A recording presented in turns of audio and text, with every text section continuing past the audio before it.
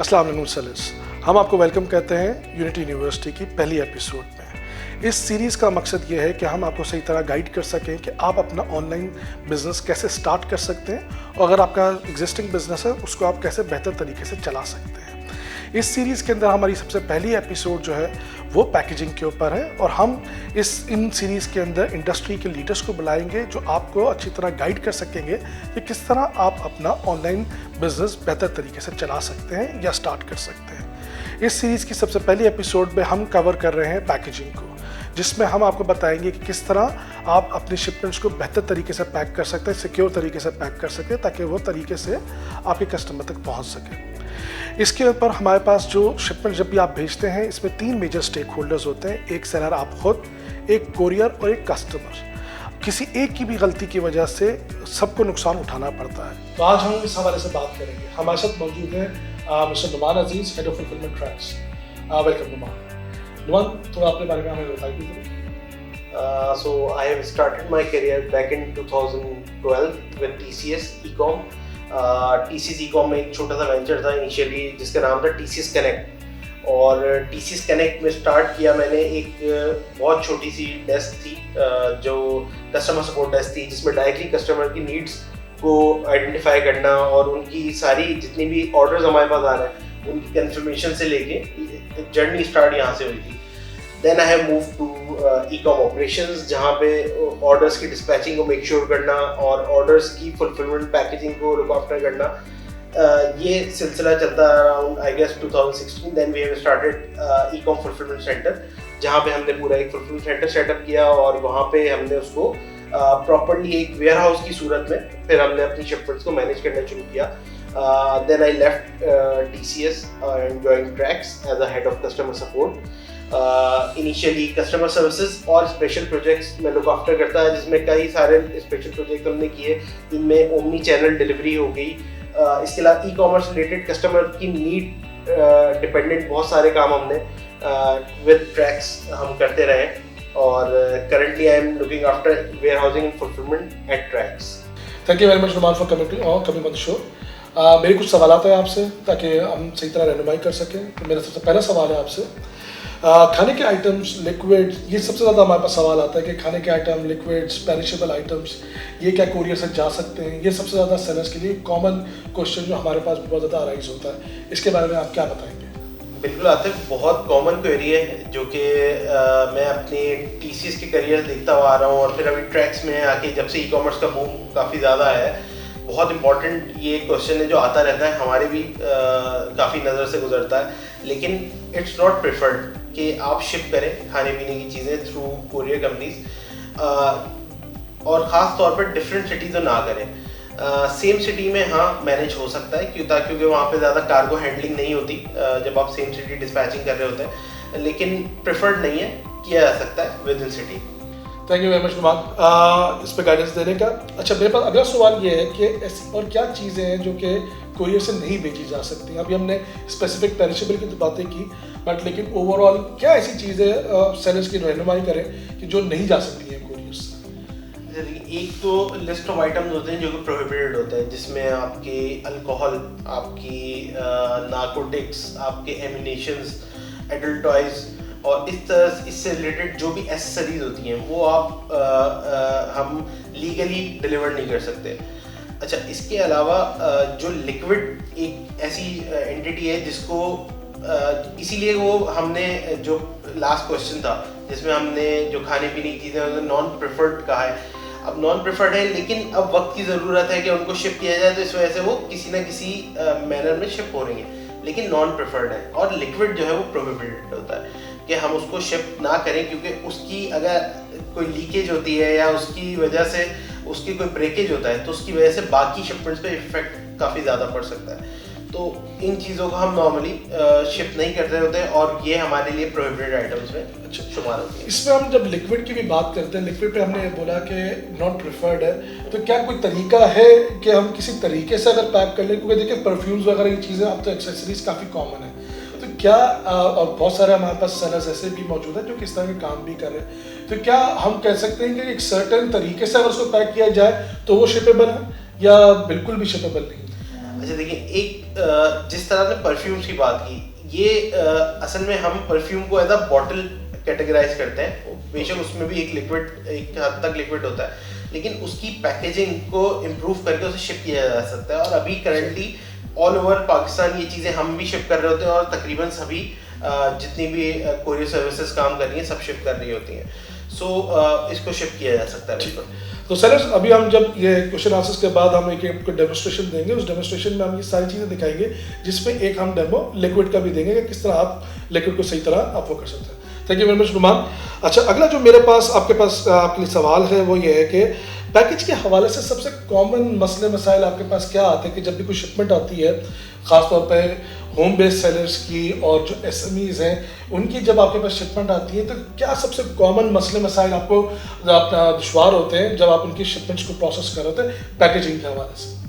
देखिए, पैकेजिंग के हवाले से सबसे जो एक मेजर प्रॉब्लम है लोगों को, जो न्यू सेलर्स हैं जिन्होंने रिसेंटली स्टार्ट किया है, उनको ये एग्जैक्टली नहीं पता होता कि कौन सी चीज़ किस तरह की पैकेजिंग में जानी चाहिए।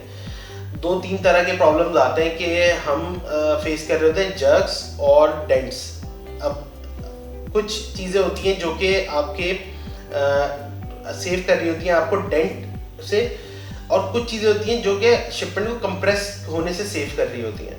तो सबसे ज़्यादा प्रॉब्लम होता है ब्रेकेज का आता है। प्रॉब्लम मैं पहले इसलिए आइडेंटिफाई करता हूँ ताकि फिर उसको हम कंटेन करने के तरीके बता सकें। 2 प्रॉब्लम सबसे ज़्यादा हम फेस कर रहे होते हैं, एक कंप्रेशन और दूसरा जर्किंग। जो कंप्रेशन होता है उसमें नॉर्मली शिपमेंट जो होती हैं कार्गो में जो होती हैं वो स्क्वीज हो रही होती हैं, दब रही होती हैं, जिसको हम आसान अल्फाज में कह सकते हैं। और दूसरी जर्किंग होती है जो शिपमेंट कहीं हिट हो रही होती हैं, क्योंकि ड्यूरिंग कार्गो पूरा कार्गो मूव हो रहा होता है, उसमें मल्टीपल शिपमेंट्स होती हैं, तो वहाँ पे अक्सर हैंडलिंग आपने देखा होगा ड्यूरिंग डिफरेंट, जहाँ आपको मैनेजमेंट नज़र आती है, लोडिंग एंड लोडिंग, वहाँ पे अक्सर ये चीज़ें नज़र आ रही होती हैं। तो इन 2 प्रॉब्लम की वजह से सबसे ज़्यादा जो प्रॉब्लम हम फेस कर रहे होते हैं या शिपर्स फेस कर रहे होते हैं वो ब्रेकेज होता है, ब्रेकेज ऑफ शिपमेंट, जो कि हमने प्रीवियसली भी मैंने इंडस्ट्री में देखा है और करंटली भी ये चीज़ फेस कर रहे हैं। ड्यू टू इम्प्रॉपर पैकिंग अक्सर ये ब्रेकेज देखने में आता है। Thank you very much Numan. अच्छा यार, आपने ये बात बोली कि जर्क एंड ये, I think that was a very good knowledge that we अपना गेन फ्रॉम दैट के कंप्रेशन और जर्क की हम बात करते हैं, शॉक की हम बात करते हैं। एक और चीज़ है कुछ आपने बड़ी कॉमन देखी है, that is the security of the package itself ना, कि हमारे पास कुछ सेलर्स थे जिनके पास अगर क्या कहते हैं कोई फ्लायर्स नहीं, ये चीज़ें नहीं है, क्योंकि देखिए होम बेस्ड सेलर्स को ये सारी बातें शायद ना पता हो, तो अक्सर उन्होंने एक नॉर्मल एक्सेसिबल बैग्स में भी चीज़ें अपना दी हैं। तो उस हवाले से क्या आप हमें गाइडेंस देंगे कि जो security of the package, breakage की तो हमने बात करनी, but security of the package के हवाले से आप क्या बोलना चाहेंगे इसके हवाले से? बिल्कुल, क्योंकि ड्यूरिंग ट्रांजिट एक शिपमेंट जो होती है वो कई हाथों से होकर गुजर रही होती है, और उसमें उस एक शिपमेंट का ट्रैक रखना कि किस किस के हाथ से होकर गुजरी है काफ़ी डिफिकल्ट होता है।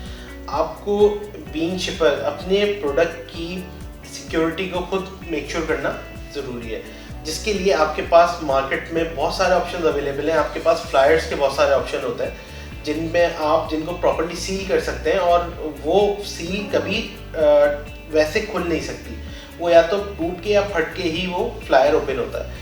तो सबसे अच्छा जो तरीक़ेकार है, बेशक आप अगर छोटा बॉक्स भी यूज़ कर रहे हैं तो उसको भी आप एक फ्लायर के अंदर रैप कर सकते हैं ताकि वो सील हो जाए। तो सील करने का सबसे बेहतरीन तरीका है कि आप फ्लायर्स यूज़ करें, और फ्लायर्स के थ्रू आप उन शिपमेंट को सील कर सकते हैं। ठीक है। अच्छा, फ्लायर्स सेलर्स के लिए मैं बताता चलो, फ्लायर्स जो हमारे पास होता है एक प्लास्टिक बैग के तौर पे होता है जिसके ऊपर एक पूरी एडेसिव होती है जो आप उसको चिपका के उसको सिक्योर कर रहे होते हैं, जो कि आम अल्फाज में या कुरियर के अल्फाज में या लॉजिस्टिक्स के अल्फाज में फ्लायर्स कहलाए जाते हैं। ये कहाँ कहाँ अवेलेबल होंगे ये भी इंशाल्लाह हम आपको अपने डिस्क्रिप्शन में अपने वीडियो के दिखाएंगे और आपको बताएंगे कि आप कहाँ से आप ये सारी चीज़ें ले सकते हैं। Thank you Numan for that. अब इसमें मुझे एक बात बताएं कि जब हम ये बात करते हैं कि ब्रेकेज और ये सारी चीज़ें, कैन यू अपना गाइड अस कि एग्जैक्टली इसका रिजल्ट होता क्या है कि जब ये इस तरह की कोई शिपमेंट डैमेज हो जाती है क्या होता है, तो किस तरह क्या क्या आपके पास रिपरकशंस क्या होते हैं इस चीज़ के, जब आपको शिपमेंट आ रही होती तो उसकी वजह से क्या आपके पास एक न्यूसेंस क्या क्रिएट होती है एज अपने क्या कहते हैं शिपर भी, एज अ कोरियर भी और एज अ कस्टमर, तीनों के लिए क्या मसले मसाइल पैदा होते हैं? देखिए, सबसे ज़्यादा जो प्रॉब्लम आप जो क्रिएट हो रहा होता है वो कंसाइनी एंड पे हो रहा होता है। देखिए, ब्रेकेज हो जाने के बाद क्योंकि कंसाइनी के लिए प्रॉब्लम होता है क्योंकि वो पे कर रहा होता है, तो वो पार्सल की डिलीवरी जो है वो एक तरह से वॉइड हो जाती है, डिलीवरी नहीं हो पाती फिर। क्योंकि वो उसकी कंडीशन प्रोडक्ट की होती है, ख़राब हो चुकी होती है। फिर वो प्रोडक्ट क्योंकि रिटर्न में जाता है शिपर के बाद, तो शिपर की भी किसी काम का नहीं रहता, क्योंकि उसकी पैकेजिंग बहुत इंपॉर्टेंट होती है किसी भी प्रोडक्ट की। नॉर्मली आपने नोटिस किया होगा, लोग शूज़ डायरेक्टली शूज़ बॉक्स को डिस्पैच कर रहे होते हैं, ये नहीं देख रहे होते कि जब वो रिटर्न आएगा तो उसके जो ओवरऑल पैकेजिंग है उसका क्या हशर होगा। तो इस वजह से ही जो सब मेजर जो प्रॉब्लम आ रही होती है वो कंसाइनमेंट पे आ रही होती है, जिसमें जिसकी वजह से आपके रिटर्न्स काफ़ी ज़्यादा बढ़ रहे होते हैं। और अगर आपकी पैकेजिंग इंटैक्ट रहे टिल डिलीवरी, तो बहुत ज़्यादा चांसेस होते हैं कि आपका प्रोडक्ट जो है वो डिलीवर हो जाए। सही बात की आपने। और इसमें सर सबसे बड़ा मसला ये भी है कि कस्टमर्स का एक दफ़ा अगर उनका एक्सपीरियंस आपके साथ ख़राब हो गया तो बहुत मुश्किल होता है कि आपको दोबारा आपसे वो करें, क्योंकि कस्टमर ये नहीं जानता कि ये कोरियर का मसला था, ये सेलर का मसला था। वहाँ जाके फिर ये मसला बहुत आपके लिए as a customer you might lose a customer for that point. देखिए मैं आपने मुझे ये बात बताई कि ये जो हैंडलिंग के हवाले से, इस पर एक मेरे पास एक मज़े की क्वेश्चन है कि अक्सर हम सोशल मीडिया में भी देखते हैं, जगह देखते हैं लोगों ने अक्सर एयरपोर्ट पे जहाज़ में बैठ कर वीडियोस बनाई हुई होती हैं और लगेज बड़ी बुरी तरीके से मिसहैंडल हो रहा होता है, चीज़ें हो रहा होता है। एक और चीज़ जो बड़ी कॉमनली हमारे पास आती है, जो लोग समझते हैं कि यार हमारा पार्सल भी ऐसे ही हैंडल होता है, तो इसमें कितनी सच्चाई है इस बात के अंदर कि ये जो हैंडलिंग होती है शिपमेंट की वो इतनी रफ होती है शायद? अच्छा देखिए, आप जब भी कोई शिपमेंट किसी कोरियर कंपनी को देते हैं तो ये सबके लिए मैं एक बात ज़्यादा बता दूं कि हर जगह कोरियर कंपनी की टीम नहीं होती, यानी हर जगह हम मौजूद नहीं होते। तो वहाँ पे कहीं कहीं 3PL इस्तेमाल की जा रही होती है, खासतौर पर इंटरनेशनल शिपिंग के लिए। Although we have our own network throughout the country, जहाँ पे हम अपनी ही सप्लाई चेन, अपनी ही रिसोर्सेज के थ्रू शिपिंग कर रहे होते हैं, तो बहुत कंट्रोल मैनर में हो रही होती है। लेकिन जहाँ जहाँ बाकी courier companies by air services use कर रही होती हैं, तो जहाँ जहाँ वो थर्ड पार्टी को सामान दे रही होती हैं, वहाँ पे मिसहैंडलिंग के चांसेस होते हैं। और उनको ख़त्म नहीं किया जा सकता कि हम उनको ये सोच के करेंगे यार वो नहीं करेंगे, तो ऐसा नहीं होता। वो सबने हैंडलिंग देखी है कार्गो में किस तरह से हो रही होती है, तो अक्सर थर्ड पार्टी में इस तरह के केसेस आते हैं, तो ये होता है। लेकिन शिपर जी ना समझें कि उनकी भी जो शिपमेंट्स इस तरह हैंडल हो रही होती हैं, वो हर कंपनी के हैंडलिंग के अपने प्रोसीजर्स होते हैं, अपनी SOPs होती हैं, जिसमें फ्रेजाइल शिपमेंट्स की हैंडलिंग के तरीके बिल्कुल डिफरेंट होते हैं, और नॉर्मल शिपमेंट जो होती है उनको बिल्कुल डिफरेंटली डील किया जा रहा होता है। तो as such I don't know कि इस तरह कोई मसला आता है, लेकिन ये है कि उससे हम आवाज़ नहीं कर सकते जो कि कार्गो में मैनेजमेंट हो रही होती है। आपने फ्रेजाइल का भी जिक्र किया, अच्छा किया आपने उसका भी जिक्र किया। मैं फ्रेजाइल का भी पूछना चाहता हूँ कि एक मिथ है कि पता नहीं फ्रेजाइल का स्टिकर किसी काम का है या नहीं है, तो कैन यू गाइड अस कि वाकई फ्रेजाइल से कोई फर्क पड़ता है या नहीं पड़ता? अच्छा देखिए, फ्रेजाइल से फर्क पड़ता है जब आपकी पैकेजिंग इस काबिल हो कि वो फ्रेजाइल शिपमेंट को हैंडल कर सके। अगर वो पैकेजिंग आपने कोई मेकअप पैलेट डायरेक्ट फ्लायर में डाल के अगर आपने पैक कर दिया है, तो वो उस पर फ्रेजाइल स्टिकर लगा दें, लेकिन वो इन एनी केस वो हैंडलेबल नहीं है। वो शिपमेंट आपकी ब्रेकेज होगी ही होगी, उसमें इस तरह की शिपमेंट ब्रेकेज आती है, तो उसका फ्रेजाइल स्टिकर से ताल्लुक नहीं होता। फ्रेजाइल स्टिकर वहाँ काम करता है जहाँ आप अपनी शिपमेंट को प्रॉपर्ली पैक करें, उसके बाद आप उसमें फ्रेजाइल स्टिकर लगाते हैं, तो उसकी हैंडलिंग करने वाले को पता होता है हाँ यार ये इस शिपमेंट को मैंने बहुत प्रॉपर्ली कंप्लीट केयर के साथ हैंडल करना है। परफेक्ट। सो अगेन सर जो एम्फेसिस है वो है इस बात पे कि पैकेजिंग आपकी होना बिल्कुल सब ज़रूरत है। आप कितना भी फ्रेजाइल या जितना भी आप करें, देयर आर मल्टीपल अपना पार्टनर्स इंक्लूडेड इन दैट जो कि बहुत सारे इसको इनेबल कर रहे थे डिलीवरी को। सो पैकेजिंग अगेन आपके लिए जो सबसे बड़ी जो सेफ चीज़ आपको लगती है वो आपकी है ही पैकेजिंग। तो make sure that you do and you follow these guidelines for that. So आपने देखा कि जो हमारे कुछ कॉमन क्वेश्चंस थे उसके जवाब नुमान ने बड़े अच्छी तरीके से आपके रहनुमाई की उसके हवाले से। इसके अलावा कोई आपके अगर क्वेश्चंस हो तो प्लीज़ अपने कमेंट्स में ज़रूर डालिएगा हमारी इस वीडियो के, and will get back to you कि हम जो जिसका जवाब दे सकेंगे इंशाल्लाह हम आपको बताएंगे।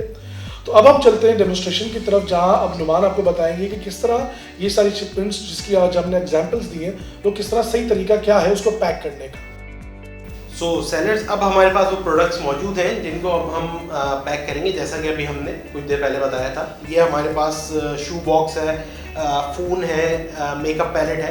इन प्रोडक्ट्स को अभी हम पैक करके दिखाएंगे। अब हमारे पास जो प्रोडक्ट मौजूद है एक अपैरल है। हम सबसे पहले इसको पैक करके देखेंगे कि किस तरह से पैक हो सकता है। इसमें जो दो प्रॉब्लम्स आपको बताई गई हैं, शॉक और इसकी कंप्रेशन, ये दोनों सूरतें इसके साथ कोई इस पर असरअंदाज नहीं होंगी, तो हम इसको डायरेक्टली एक फ्लायर में करेंगे क्योंकि इसकी सिक्योरिटी ज़्यादा इंपॉर्टेंट है इस प्रोडक्ट के हवाले से। तो हम इसको फ्लायर में पैक करेंगे। इसके लिए आप फ्लायर इसकी साइज़ के हिसाब से ले सकते हैं। हमारे पास इस वक्त अवेलेबिलिटी के हिसाब से जो फ्लायर अवेलेबल था हम वो उस फ्लायर में इसको पैक कर रहे हैं। This is the security seal, जिसको आप ओपन करेंगे। इस तरह से ये सील जो है ये ओपन हो जाएगी।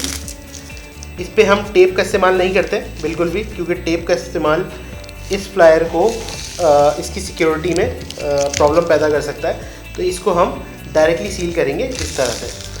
अब क्योंकि ये सील हो चुका है तो इसमें हमारे पास एक और सिक्योरिटी सील होता है जिसको आपको हटाना ज़रूरी होता है। इससे ये कम्प्लीटली सील हो जाता है। इसके बाद इसको ओपन करना मुमकिन नहीं रहता, जो कि ये सील है।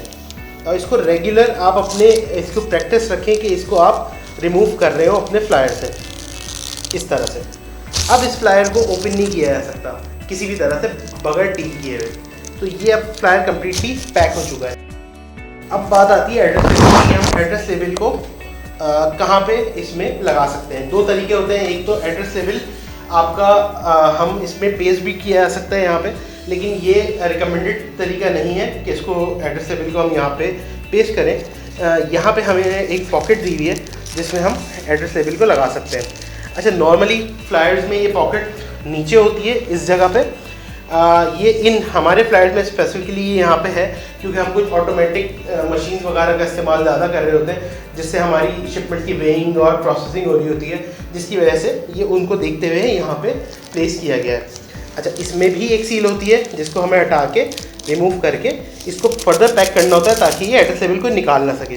तो ये सील मैंने रिमूव कर दी और इसको अब मैंने सील कर दिया। अब ये आपका फाइनल पैक रेडी है और ये अब ओपन नहीं हो सकता। ये रेडी टू शिप है। अब हमारे पास जो प्रोडक्ट मौजूद है वो एक शू बॉक्स है और इसको पैक करने के 2 से 3 तरीके होते हैं। लोग इसको पैक इस तरह से करते हैं ज़्यादातर कि इसी के ऊपर एड्रेस लेबल पेस्ट करते हैं और फिर उसके बाद उसको टेप करके भेज देते हैं, जिससे एक नुकसान ये होता है कि आपकी पैकेजिंग डैमेज हो जाती है इन ट्रांजिट, और पैकेजिंग डैमेज होने की वजह से आप इसको रीसेल नहीं कर सकते। तो आपको इट्स इम्पॉर्टेंट कि हम इसको इस डिस्पैच करने एक कोरुगेटेड बॉक्स यूज़ करें जो कि कुछ इस तरह से आता है। आप इसको खुद से इसको मेक कर सकते हैं। बहुत आसान इसका एक ये तरीका होता है कि आप इसको ओपन करते हैं, इसके साइड्स जो हैं वो फोल्ड होते हैं और फिर इस पर टेपिंग हो जाती है। इस जगह पे आपने इसको टेप कर दिया और फिर उसके बाद आप यहाँ पे इसमें प्रोडक्ट ऐड कर सकते हैं। तो मैं इसको प्रोडक्ट को बॉक्स में पैक करने लगा हूँ। तो ये फाइनल प्रोडक्ट गया इसमें। अच्छा, इसको बॉक्स में पैक करने की वजह क्या है? इसको असल वजह जो बॉक्स में पैक करने की है वो ये है कि इसकी पैकेजिंग डैमेज ना हो। जिस वक्त आप इसको डिस्पैच कर रहे हो उस वक्त में आपके पास जो मोस्ट इम्पॉर्टेंट पार्ट होता है कि इसकी पैकेजिंग आपके पास एज इट इज़ वापस आ जाए ताकि आप इसको रीसेल कर सकें।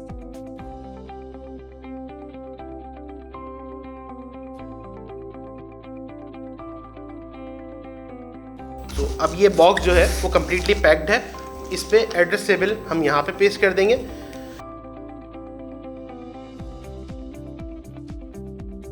अच्छा, एड्रेस लेबल पेस्टिंग का बहुत ज़्यादा आपने ख्याल रखना है कि टेप जैसे कहीं से अगर थोड़ा सा इम्प्रॉपर पेस्टिंग होगी तो आपका बारकोड जो है वो रीडेबल नहीं होगा। आपको अपना एड्रेस लेबल पेस्ट करते वक्त इस चीज़ का ख़ास ख्याल रखना है कि आपका बारकोड पे कोई किसी किस्म की कोई टेप की मार्किंग ना आ रही हो या कोई प्रिंटिंग ना हो इस पर। अगर ये एक दफ़ा रीडेबल नहीं रहा तो आपकी शिपमेंट लॉस भी हो सकती है इन ट्रांजिट। तो सबसे इम्पॉर्टेंट है कि इसके QR कोड और बार कोड जो है क्लियरली विजिबल हो, प्रॉपर्ली पेस्टेड हो इस तरह से। अब ये हमारे पास नेक्स्ट जो बॉक्स है वो इस वक्त रेडी है। It's ready to ship now. Now we have irregular product जो कि बहुत ज़्यादा शिप नहीं हो रहा होता। ये एक सिट्रस जूसर है। इस तरह के प्रोडक्ट्स को नॉर्मली शिप करने के लिए हमें रिक्वायर्ड होता है कोरुगेटेड बॉक्स। अच्छा, कोरुगेटेड बॉक्स में इसको क्यों हमें शिप करने ज़रूरी है? क्योंकि इसके अंदर ऑलरेडी थर्मोपोल से ये कम्प्लीटली पैक्ड होता है, तो इसको जर्क को एब्जॉर्ब करने की इसके अंदर वैसे ही कैपेबिलिटी होती है इस तरह के प्रोडक्ट्स में। लेकिन जो इसकी अपर पैकेजिंग है उसको डैमेज होने से बचाने के लिए इम्पॉर्टेंट होता है कि हम इसको कोरुगेटेड बॉक्स में पैक करें। अच्छा, कोरुगेटेड बॉक्स में भी आप पैक करेंगे तो क्योंकि इसके स्पेसिफिक साइज़ का कोरुगेटेड बॉक्स आपको नहीं मिलेगा, तो इसके लिए ज़रूरी है कि आप इस हॉलो स्पेस को ख़त्म करें। अच्छा, इस हॉलो स्पेस को ख़त्म करने के कई तरीके हैं आपके पास। जो घर में अखबार मौजूद होता है, आप उस अखबार के वेस्ट को यहाँ पे यूज़ कर सकते हैं ताकि ये इसकी मज़ीद हिले ना। इसके अलावा आप अगर कोई पुराने आपके पास कार्डबोर्ड या कोई गत्ता इस तरह की चीज़ आपके पास मौजूद है तो वो आप यहाँ पे यूज़ कर सकते हैं। मेरे पास इस वक्त फ़िलहाल ये बबल रैप मौजूद है जिसको मैं इस पोजीशन पे यहाँ पे यूज़ कर रहा हूँ ताकि ये मज़ीद हिले ना। अब ये प्रोडक्ट बिल्कुल नहीं हिल सकता और मैं अब इसको पैक कर सकता हूँ कम्प्लीटली। इसको हम इस तरह से यहाँ पे पैक कर रहे होंगे। अभी मैंने इनिशियली इसको पैक कर दिया है, इसकी फर्दर टेपिंग होगी।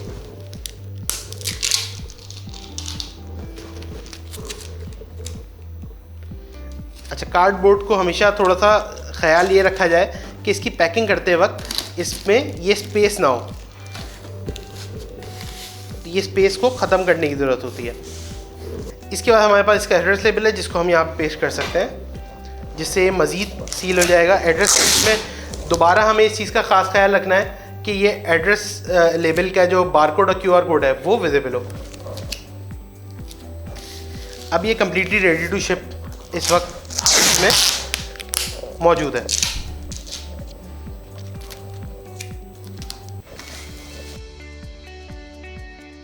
अब जो प्रोडक्ट हमारे पास मौजूद है वो एक सेल फ़ोन है। सेल फ़ोन को पैक करने के लिए सबसे इम्पॉर्टेंट होती है इसकी सिक्योरिटी, क्योंकि ये हाई वैल्यू प्रोडक्ट्स होते हैं जिनकी आपको सिक्योरिटी पे ध्यान देना बहुत ज़रूरी है। कोरुगेटेड बॉक्स को पैक करते हुए एज सच बहुत ज़्यादा सिक्योरिटी जो है उसका आंसर नहीं आता, तो जिसकी वजह से आपको इस प्रोडक्ट को फ्लायर में पैक करना ज़रूरी होता है। लेकिन स्टिल इसको जर्क ना आए उसके लिए हमारे पास यहाँ पे बबल पाउचेस अवेलेबल होते हैं, जो कि आप बबल रैप का भी इस्तेमाल कर सकते हैं इसके ऊपर कि हम इसको प्रोडक्ट पे बबल रैपिंग कर दें या इसको बबल पाउच के अंदर हम प्लेस कर दें। अब बबल पाउच के अंदर इसको प्लेस करने के बाद इसको टेप करना ज़रूरी है, अदरवाइज़ ये फ्लायर के अंदर मूव होके बाहर आ सकता है। तो मैं इसको टेप कर देता हूँ ताकि ये बाहर आए।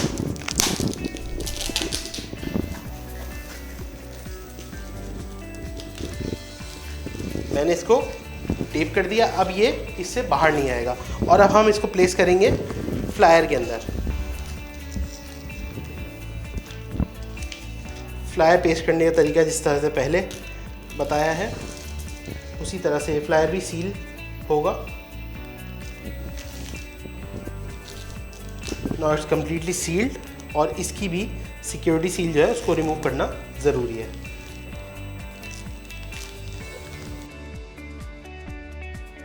अब इसमें मैं एड्रेस लेबल को ऐड कर रहा हूँ। Similar pocket, remove the seal and paste it. That's it. Now it's ready to ship. Thank you very much Ruman, and it was very informative. I am sure कि sellers आप लोगों को भी समझ में आया होगा कि किस तरह हम लोग बॉक्सेस और चीज़ों को पैक करते हैं। देखिए, बहुत सारे पैकेजिंग मटेरियल आपके पास कोई ना कोई जो कोरियर कंपनी आप यूज़ करते हैं उनके पास भी अवेलेबल होता है। जिस तरह मैंने आपको बताया कि और कहाँ से आप ले सकते हैं वो भी हम इंशाल्लाह डिस्क्रिप्शन में डालेंगे, और हमारे व्हाट्सएप चैनल पे भी बहुत सारी चीज़ें अवेलेबल हैं। मेन चीज़ यही है कि जो हमने अभी भी जितनी बात की थी कि पैकेजिंग के हवाले से, और पैकेजिंग हमने अब पूरी आपको करके दिखा दी है। Numan, thank you very much for your time. आपने हमें गाइड किया, हमारे सेलर्स को गाइड किया, we really thank you for that. Thank you for inviting me. Thank you.